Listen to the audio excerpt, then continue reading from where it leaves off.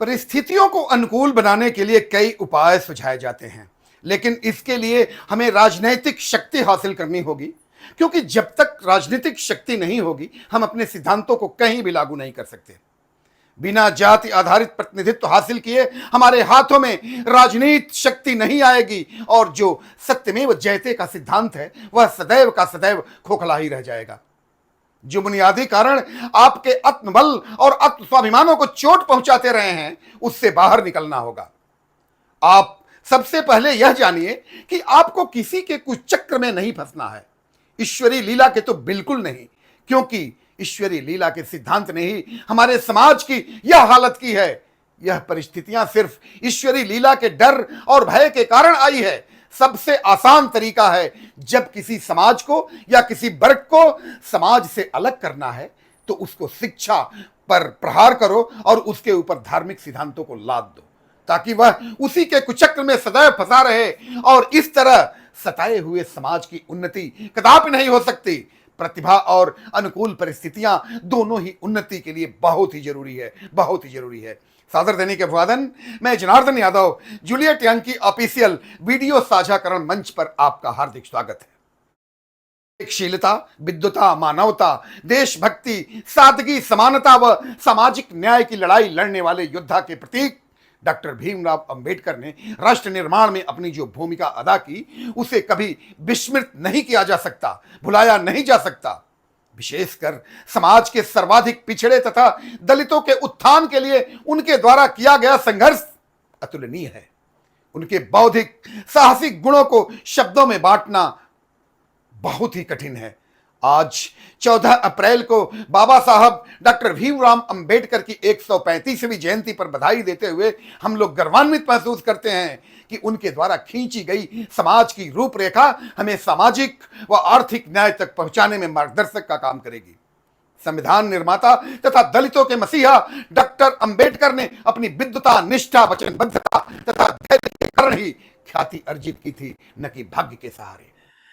आइए एक नजर बाबा साहब भीमराव अंबेडकर के कृतित्व पर डालते हैं। 14 अप्रैल 1891 को मध्य प्रदेश के महू जनपद के आर्मी कंटिनेंटल में रामजी मालोजी सकपाल और भीमाबाई के अंतिम संतान थे। इनके माता पिता महार जाति के थे। मुंबई के एल्फ्रिस्टन हाई स्कूल में भेदभाव का सामना करने के बावजूद अंबेडकर ने शैक्षणिक रूप से उत्कृष्ट प्रदर्शन किया, जो इन्हें एल्फ्रिस्टन हाई स्कूल से न्यूयॉर्क के कोलंबिया विश्वविद्यालय तक ले गया।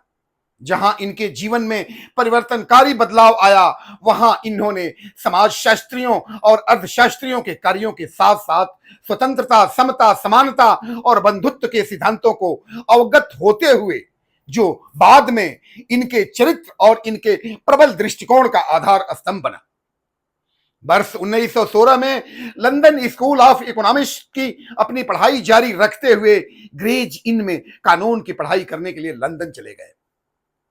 बाबा साहब भीमराव अंबेडकर सन 1920 में भारत लौटे, तब भारत में सामाजिक अन्याय अपने चरम पर था। वे मानते थे कि पर्याप्त राजनीतिक प्रतिनिधित्व ही अछूतों की सामाजिक स्थिति में सुधार ला सकता है। समाचार पत्रों, सामाजिक सांस्कृतिक मंचों और सम्मेलनों के माध्यम से अछूतों को संगठित करना प्रारंभ कर दिया। वर्ष 1924 में दलितों के बीच शिक्षा को बढ़ावा देने और उसके बहिष्कृत हितकारी सभा की स्थापना की। दलितों की चिंताओं को आवाज देने के लिए मूक नायक, बहिष्कृत भारत, समता जनता जैसी कई पत्रिकाएं शुरू की। महाराष्ट्र में सार्वजनिक कुएं से जल का उपयोग करने के दलितों के अध्याय के लिए इन्होंने महार सत्याग्रह वर्ष 1927 में की थी। दलितों को हिंदू मंदिरों में प्रवेश और पर प्रतिबंध को खत्म करने के लिए इन्होंने वर्ष 1930 में काला राम मंदिर आंदोलन आयोजित किया। ब्रिटिश अधिकारियों के सामने दलितों का प्रतिनिधित्व किए लंदन के गोलमेज सम्मेलन में अलग निर्वाचन क्षेत्र की भी वकालत की थी। वर्ष 1932 में पूना पैक्ट में भी आम निर्वाचन क्षेत्रों में दलितों के लिए आरक्षित सीटों का प्रावधान की बात की थी। 1936 में इंडिपेंडेंट लेबर पार्टी की स्थापना की और 1937 में बॉम्बे प्रेसिडेंसी चुनाव लड़े, सफलता भी मिली। तदुपरांत 1942 में इंडिपेंडेंट लेबर पार्टी को अनुसूचित जाति संघ में बदल दिए।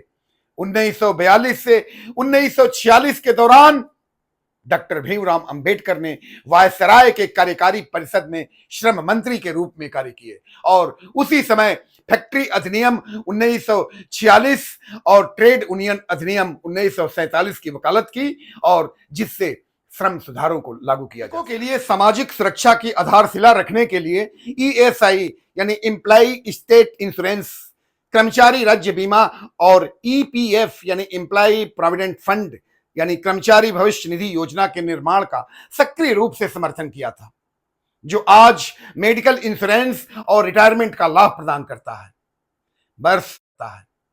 वर्ष 1947 में भारत की स्वतंत्रता के बाद डॉक्टर भीमराव अंबेडकर ने देश के प्रथम विधि एवं न्याय मंत्री के रूप में जवाहरलाल नेहरू की कैबिनेट में नियुक्त किया गया। हिंदू कोड बिल की शुरुआत में जहां संहिताबद्ध एवं सुधार करना था, वहां महिलाओं की व्यक्तिगत मामलों में समान अधिकार देना था। हालांकि बिल को संसद द्वारा पारित नहीं किया जा सका, जिसके कारण 1951 में बाबा साहब ने नेहरू मंत्रिमंडल से इस्तीफा दे दिया। 30 सितंबर 1956 को इन्होंने अपने पूर्व संगठन अनुसूचित जाति संघ को बर्खास्त करके रिपब्लिक पार्टी ऑफ इंडिया की स्थापना की। 14 अक्टूबर 1956 को नागपुर में आयोजित एक विशाल सार्वजनिक समारोह में औपचारिक रूप से बौद्ध धर्म अपना लिया। यह सब व्यक्तिगत आध्यात्मिक विकल्प नहीं था, बल्कि एक राजनीतिक और सामाजिक कार्य भी था। भारतीय संविधान के प्रारूप समिति के अध्यक्ष संविधान को आकार देने वाले सभी नागरिकों को न्याय, स्वतंत्रता, समानता सुनिश्चित करने के लिए अहम भूमिका अदा करने वाले डॉक्टर भीमराव अंबेडकर भारतीय मुद्रा व वित्त पर रॉयल कमीशन यानी हिल्टन यंग कमीशन के समक्ष अपने विचार प्रस्तुत किए थे, जिससे भारत के लिए एक केंद्रीय बैंकिंग प्रणाली की स्थापना हुई। रिजर्व बैंक ऑफ इंडिया अधिनियम 1934 के कानून के कारण ही भारतीय रिजर्व बैंक की स्थापना हुई। बाबा साहब डॉक्टर भीमराव अंबेडकर का विचार था कि सीमित राजनीतिक अधिकार लोकतंत्र का आधार तैयार नहीं कर सकता, बल्कि अबाधित मेल मिलाप तथा स्वस्थ नैतिक सिद्धांत ही लोकतंत्र के मुख्य तत्व हो सकते हैं।